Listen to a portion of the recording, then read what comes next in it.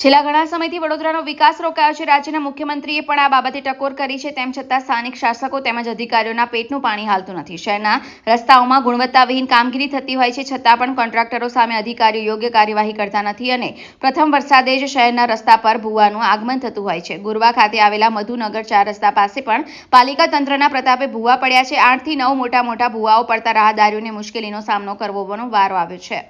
મહાનગરપાલિકા દ્વારા અહીંયા પણ ડ્રેનેજની કામગીરી થોડા મહિના પહેલા કરવામાં આવી હતી। મધુનગર 4 રસ્તાથી મધુનગર બીચનો આ મુખ્ય રસ્તો હોવાના કારણે ટ્રાફિક જામના દ્રશ્યો પણ સર્જાયા હતા। લોકોએ પાલિકા તંત્ર સામે આક્રોશ વ્યક્ત કર્યો હતો। મધુનગર 4 રસ્તાથી મધુનગર બ્રિજને મુખ્ય જોડતો માર્ગ છે, પણ આ થોડાક દિવસો પહેલાં 6 થી 7 મહિના પહેલાં આ રોડ પર ગટરની કામગીરી કરવામાં આવેલી છે।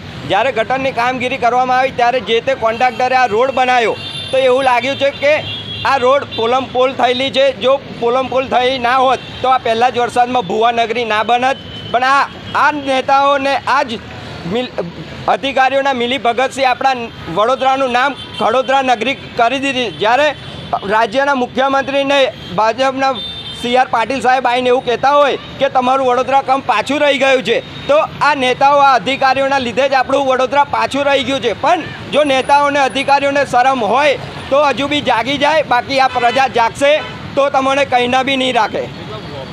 આ તો હજુ અહીંયા 5 જ ભૂવા છે। હજુ આગળ આપણે જઈએ મધુનગર બ્રિજ આગળ તો ત્યાં બી 3 થી 4 ને એક ટ્રક બેસી ગયેલી છે। એટલે વહેલી તકે આ કામગીરી કરવામાં આવે, જો નહીં કરવામાં આવે તો ઉગ્ર આંદોલન કરીશું।